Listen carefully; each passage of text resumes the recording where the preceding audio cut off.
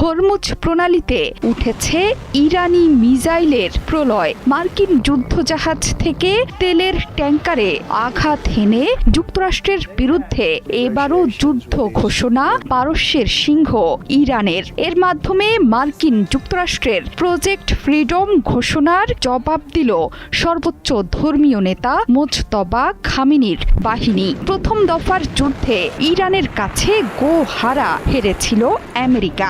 এখনো সেই হারের গ্লানিতে বিপর্যস্ত মার্কিন প্রেসিডেন্ট। এবার হরমুজে মার্কিন যুদ্ধজাহাজে 2 দফা মিসাইল ছুড়ে নতুন যুদ্ধ উস্কে দিল শহীদ আয়াতুল্লাহ খামেনির দেশ ইরান। শুধু তাই নয়, সংযুক্ত আরব আমিরাতের একটি তেলবাহী ট্যাঙ্কারেও আঘাত হেনেছে তেহরান। এক বিবৃতিতে এই তথ্য জানিয়েছে দেশটির পররাষ্ট্র মন্ত্রণালয়।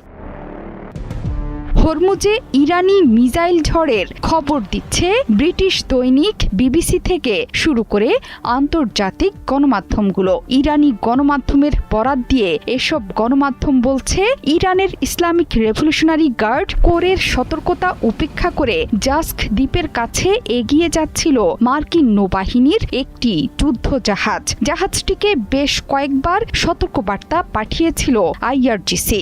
বার্তা উপেক্ষা করায় সেই জাহাজকে লক্ষ্য করে 2টো মিসাইল ছুড়েছে ইরানি বাহিনী। হামলায় বেশ ক্ষতিগ্রস্ত হয়ে ঘটনাস্থল থেকে পিছু হটতে বাধ্য হয়েছে যুদ্ধজাহাজ। মার্কিন প্রেসিডেন্ট ডোনাল্ড ট্রাম্পের প্রজেক্ট ফ্রিডম অভিযান শুরুর ঘোষণার পরেই ঝড় উঠেছে হরমুজে। এই ঘোষণার আওতায় হরমুজ থেকে আটকে পড়া জাহাজগুলোকে বের করতে সহায়তা করবে মার্কিন বাহিনী। ট্রাম্পের ঘোষণার পর ইরান বলেছে সংঘর্ষের দিকে নিয়ে যাবে এই অভিযান।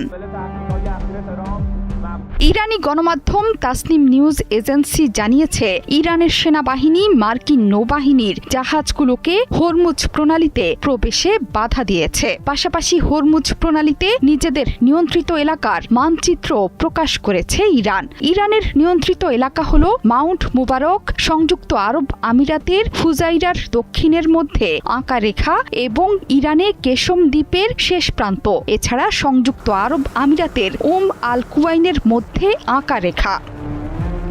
হরমুজে প্রবেশ করা জাহাজ লক্ষ্য করে ইরানের হামলার হুঁশিয়ারির পর বিশ্ববাজারে তেলের দরে উত্তাপ।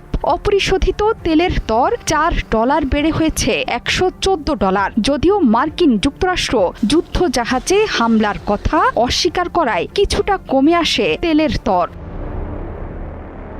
জোহরা চৌধুরী, সেতু 71।